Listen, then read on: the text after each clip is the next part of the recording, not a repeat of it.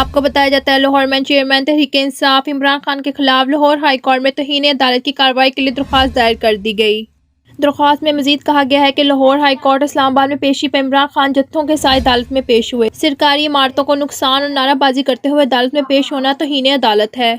درخواست میں مزید موقف اختیار کیا گیا ہے کہ اسلام آباد کے جوڈیشل کمپلیکس پر پلان کر کے حملہ کیا گیا جس کے ماسٹر مائنڈ عمران خان تھے، لہٰذا لاہور ہائی کورٹ عمران خان کے خلاف توہین عدالت کی کارروائی کرے اور انہیں عدالت طلب کر کے جواب دہی کرے۔ آپ کو اگلی خبر سے آگاہ کیا جاتا ہے۔ Chairman Pakistan Tehreek Insaf P T I Imran Khan نے پنجاب اسمبلی کے انتخابات کے لیے لاہور سے پی ٹی آئی کے امیدواروں کو فائل کر دیا۔ تو چلے عمران خان نے پنجاب اسمبلی کے الیکشن کے لیے پی ٹی آئی لاہور کے امیدواروں کو فائل کر دیا۔ ذریعہ کے مطابق حماد حضر پی پی 125 لاہور میں صوبائی اسمبلی کا الیکشن لڑیں گے۔ پنجاب میں الیکشن 30 اپریل کو ہوں گے، صدر نے منظوری دے دی۔ سابقہ وفاقی وزیر خزانہ مفتی اسماعیل کا کہنا ہے کہ آج ملک جن حالات میں پھنسا ہے اس کے پیچھے 75 سال کی غلطیاں ہیں۔ ہم نے زرداری شریف عمران خان سب کو آزما لیا، سسٹم بدلے بغیر کچھ نہیں ہوگا۔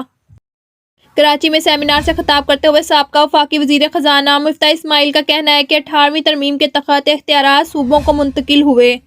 18ویں ترمیم کے تحت صوبوں کو تو اختیارات مل گئے لیکن نچلی سطح پر فنڈ نہیں پہنچے۔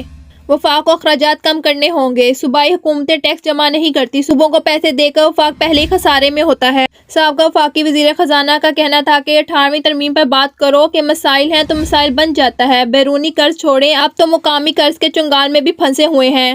سندھ حکومت کے پاس ٹیکس حاصل کرنے کے لیے صرف کراچی ہے۔ صوبے 1000 ارب روپے تعلیم پر خرچ کرتے ہیں جبکہ سرکاری اسکول کے بچے سائنس و حساب میں فیل ہو رہے ہیں۔ کوئی پالیسی تعلیم کے بغیر ترقی نہیں دے گی۔ ان کا کہنا تھا کہ معیشت کی صورتحال 1 سال کی غلطی نہیں 75 برس کا حاصل ہے۔ جس ضلع میں پانی گندا ہوتا ہے وہاں بچے جسمانی لحاظ سے کمزور پیدا ہوتے ہیں۔ 75 سال کی غلط پالیسیوں کی وجہ سے ملک میں آئے بحرانوں کا شکار ہے۔ انہوں نے کہا ہے کہ بھارت میں اس سال 150 ارب ڈالر کی آئی ٹی ایکسپورٹ ہوں گی۔ بھارت میں آج آئی ٹی کے 23 کیمپس ہیں۔ پاکستان جس طرح چل رہا ہے ایسے نہیں چلے گا۔ کورونا کے بعد پاکستان کو بہت چھوٹ ملی، اتنا ظرف نہیں ہے کہ مسائل کے حل کے لیے بیٹھ جائیں۔ سابقہ وفاقی وزیر خزانہ کا کہنا تھا کہ عمران خان کرپشن کی بہت بات کرتے ہیں پھر گوگے اور بزدار نکل آتے ہیں۔ جسٹس منیر کی روح آج بھی سپریم کورٹ میں زندہ ہے۔ ہمارا پارٹی بنانے کا کوئی ارادہ نہیں ہے۔ ہم نے زرداری شریف عمران خان سب کو آزما لیا ہے۔ ہم حکومت میں رہتے ہیں، جانتے ہیں سسٹم بدلے بغیر کچھ نہیں ہوگا۔ مفتی اسماعیل کا کہنا تھا کہ پی ٹی آئی حکومت نے آئی ایم ایف سے معاہدہ توڑ دیا، پیٹرول ڈیزل سستا بیچ کر آئی ایم ایف کا معاہدہ توڑا گیا۔ میں عمران خان کی وجہ سے جیل میں بھی گیا۔ ہم آئے تو آئی ایم ایف سے معاہدہ کیا، ہم قرض لے کر چل رہے ہیں اور اپنا خرچ بھی بڑھا رہے ہیں۔ مفتی اسماعیل نے مزید کہا ہے کہ ڈالر کی قیمت مارکیٹ کا کام ہے، وزیر خزانہ کا نہیں۔ مانیٹری پالیسی سخت ہے، مالیاتی پالیسی تو بہت آسان ہے۔